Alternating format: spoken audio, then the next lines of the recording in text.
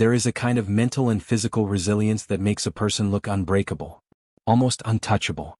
Today you'll learn how one man discovered this state more than 4 centuries ago, and how you can begin building it yourself. Think about it. Have you ever encountered someone who never hesitates? Someone who meets pressure head-on, doesn't negotiate with fear and refuses to quit? While others justify their failures with excuses, while most people retreat at the first sign of resistance, this person keeps moving forward. And what do people usually say about them? He's just lucky. She was born like that. He only succeeded because of connections. What people don't want to admit is that this kind of strength comes at a cost. A cost most are unwilling to pay, yet they still criticize those who step into the arena. More than 400 years ago, during Japan's Tokugawa period, there lived a man who understood this price better than anyone. He fought in over 60 duels beginning at just 13 years old, and he never lost. If you've been following this channel, you already know his name. It's probably right there in the title. Miyamoto Musashi. He wasn't the biggest, he wasn't the fastest, but he forged something that could not be shaken, a mind without hesitation and a body trained beyond comfort. Before his death, Musashi recorded his understanding in a short but powerful work known as Gorin no Sho, the Book of 5 Rings. Inside it isn't motivation or inspiration.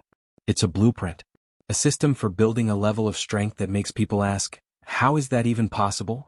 But there's something important you need to understand. Musashi didn't become powerful by adding more. He became powerful by removing what didn't matter. Before we break down how the system works, take a moment to support the channel. Subscribe, like the video, and leave a comment. What's the biggest mental or physical weakness you want to eliminate? Your engagement helps this message reach more people, and I read every comment. Now let's begin. Chapter 1. The Wake-Up Call. This story starts with someone named Lucas. Lucas was 32. An engineer. Married. 2 kids. A normal life filled with normal responsibilities. On the surface, everything looked fine. But beneath that, Lucas felt weak.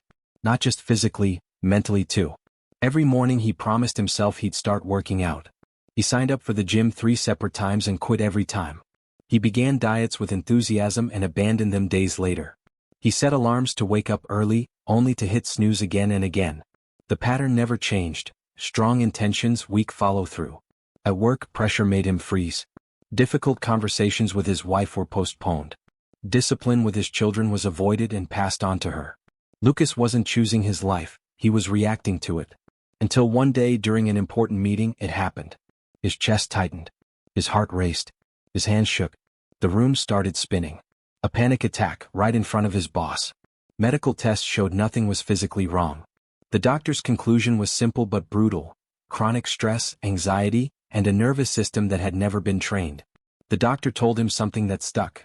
Your body reacts as if discomfort is danger because your mind can't tell the difference. You don't need motivation, you need training. That night, Lucas started searching. Not for comfort but for strength. That's when he discovered Musashi. And more importantly, he realized Musashi hadn't written philosophy. He had written a manual, for war applied to life. Chapter 2. The Law of Elimination. One line from the Book of 5 Rings immediately confused Lucas. Do not cling to preferences. Do not rely on a single weapon. At first, it sounded backwards. How do you grow stronger without specialization? How do you master something without dependence? Then it clicked. If your discipline requires perfect conditions, you don't have discipline. If you only train when you have equipment, you are fragile. If you can only focus when everything is quiet, you are fragile. If you can only perform when rested, motivated, and comfortable, you are fragile. Musashi trained with every weapon imaginable. 2 swords, 1 sword, wooden blades, bare hands. Day and night. Rain, heat, cold, exhaustion. Why? Because real life doesn't wait for you to be ready. Lucas realized his entire routine depended on convenience. He worked best only at the office. He exercised only when energized. He ate well only when someone else prepared the food. So he made a decision. Remove the dependencies. He started small. No gym. No schedule. No excuses. Just push-ups. 20 a day. Anywhere. Anytime. No matter what. The first week felt easy. The second week brought soreness. The third week came with work travel. The fourth week he got sick. This is where he always quit before. But this time he remembered Musashi's rule. Training continues regardless of circumstance. Hotel room? Push-ups on the floor. Sick. 10 instead of 20. Exhausted? 5. Never zero. Chapter 3. Hydration. The unmoving mind. By day 40, Lucas no longer had to remind himself to do push-ups.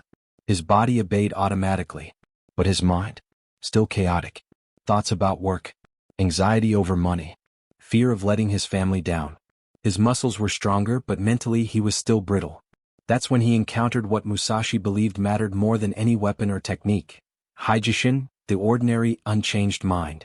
Musashi wrote, "In the moment of battle, your mind should be the same as when you are calmly drinking tea. No excitement. No fear. No resistance. Only presence." But how is that possible? How can a person remain calm when their life is on the line? Musashi's answer wasn't poetic. It was ruthless in its simplicity. You stop reacting. Not by suppressing fear. Not by pretending it isn't there. But by becoming someone who no longer needs to respond to it. Lucas decided to test this principle in everyday life. Whenever anxiety surfaced, traffic jams, tense meetings, arguments at home, he did just one thing. He breathed slowly and observed the sensation. No fighting it. No judging it. No acting on it. My heart is racing. My shoulders are tight. My jaw is clenched. That's it. At first it was unbearable. His body wanted to interrupt, defend itself, escape. But he stayed still.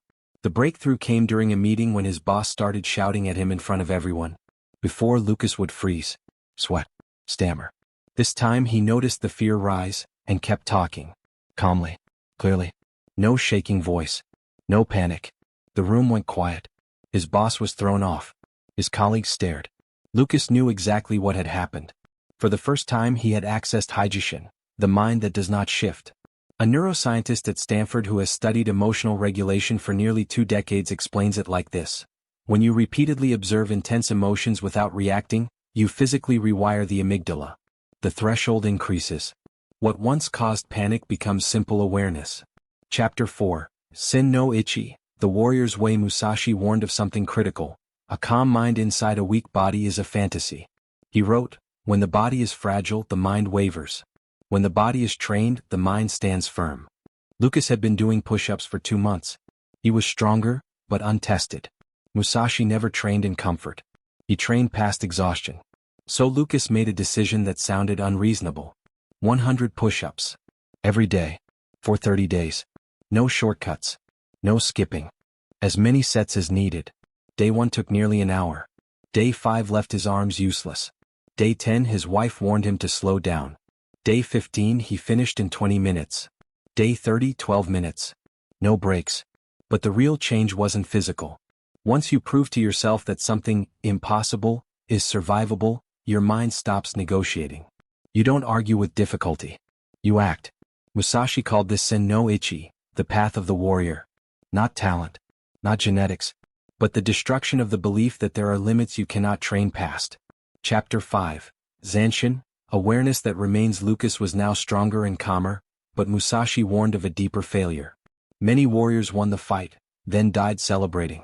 Musashi called the antidote Zanshin, the awareness that stays after the action. Victory does not end when the opponent falls. It ends when you are truly safe. Lucas realized he lived the opposite way. Finish a task? Collapse. Reach a goal? Stop training. Solve one problem? Ignore the next. So he practiced Zanshin deliberately.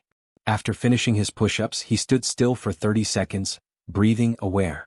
After difficult meetings, he paused before distractions. After arguments, he reflected instead of escaping. Small pauses. Massive impact. When awareness continues past action, lessons stick. When you immediately disconnect, growth leaks away. Within 3 months, people noticed. You seem different. You're always present. Nothing rattles you anymore. His wife was blunt. What happened to you? She was right. Chapter 6. Fudoshin, The Mind That Cannot Be Shaken. The true test arrived on day 105. Emergency meeting. Company restructuring. Layoffs. Lucas was being let go. The old version of him would have collapsed. Panic, spiraling thoughts, fear. Instead he felt the initial shock, and then stillness. No racing heart. No catastrophic thinking. Just clarity. I understand. What's the timeline? His boss was stunned. Lucas returned to his desk and kept working. Around him, coworkers panicked. Calls home, tears, paralysis. Lucas wasn't detached. He was grounded. Musashi called this Fudoshin, the unmoving mind. The tree is quiet not because the wind has stopped, but because its roots are deep. Lucas had grown deep roots. Over the next month, while others froze, he acted. Updated his resume. Contacted his network. Attended interviews. By day 23 he had 3 offers. He chose the best one, 40% higher pay. A sports psychologist who works with Olympic athletes explains, pressure doesn't break people. Lack of exposure does. Resilience is built through repeated discomfort. Chapter 7, Hi-Oh-Ho, the strategy of emptiness. Musashi's final strategic principle is subtle and dangerous to misunderstand. Do not fight to win. Fight so that you cannot lose. When you chase victory, you overextend. When you avoid defeat, you stay whole. Lucas applied this immediately. He didn't try to impress in his new job. He avoided mistakes. On time. Reliable. No drama. No empty promises. 3 months later he was promoted. His manager said, "You're not the most brilliant, but you're the most dependable." That's Hi-Oh-Ho. No gaps. No weaknesses. Musashi never lost, not because of power but because he left no openings. Lucas adopted the same mindset everywhere. He didn't eat perfectly, he just never ate junk. He didn't train heroically, he never skipped. He wasn't a perfect husband, he never broke his word. Chapter 8, Sudami, letting go of the self. 6 months in, Lucas was unrecognizable. Stronger. Calmer. Stable. Yet one fear remained. What if I stop? What if this disappears? Then he reached Musashi's final teaching. Sudami, abandoning the self. Musashi's final words were simple. I regret nothing. I fear nothing. I desire nothing. The secret? Stop identifying with outcomes. You are not success. You are not failure. You are practice. Lucas tested this radically. He stopped counting days. Stopped tracking milestones. Stopped posting progress. Training continued. Discipline continued. But without ego. Because you cannot lose what you are. Only what you have. Then something strange happened. People grew uncomfortable around him. Not because he was aggressive, but because he reflected their excuses. Complaints stopped. Jokes faded. Even family said, "You're too serious." Truth is uncomfortable. Chapter 9, Kenzen Ichi, total integration. 1 year later, Lucas wasn't disciplined. He was incapable of being undisciplined. There was nothing left to force. Practice wasn't an activity. It was identity. Musashi called this Kenzen Ichi, mind, body, and action as one. Nothing extra. Nothing missing. The blade and Zen were never separate. For Musashi there was no line between the man and the practice. You don't do meditation. You become it. You don't force discipline. You remove whatever resists it. People used to ask him, "How are you so disciplined?" His answer would have sounded strange to most. "I have no discipline. I destroyed the part of me that wanted to quit." That was Musashi's real lesson. True mental and physical power isn't built by stacking habits, hacks, or motivation. It's built by subtraction. You don't need motivation to breathe. You don't remind your heart to beat. Those actions happen because they are part of your nature. When training, focus, and effort become just as automatic, when they no longer feel optional, you've reached a level that unsettles people. They look at you and think that's not normal. And they're right. It's not normal human. It's what a human looks like when their potential is no longer buried. Miyamoto Musashi died at 62, alone in a cave writing. No wealth, no rank, no audience. But he possessed something no external force could touch: total command over himself. His final words were simple: I regret nothing. How many people can say that honestly? How many reach the end knowing they didn't play small? That they didn't surrender to fear, comfort, or hesitation? So the real question isn't how Musashi did it. The question is, why aren't you? You have the same hours in the day. The same human nervous system. The same raw potential. The gap isn't talent. It's willingness. The willingness to cut dependencies. The willingness to practice until practice becomes identity. The willingness to let go of everything that isn't essential. This level of strength isn't rare because it's impossible. It's rare because it's uncomfortable. Most people choose ease over capability. But if you're still here, if you watched this far, you've already separated yourself from the majority. So now the only thing that matters is this: what are you going to do with what you've learned? If this video resonated with you, subscribe to the channel, turn on notifications, and leave a like. And tell me in the comments, what's the first dependency you're going to eliminate? What's the first weakness you're done carrying? Because the only strength worth building is the kind that makes excuses impossible. Thank you for your attention. I'll see you in the next one.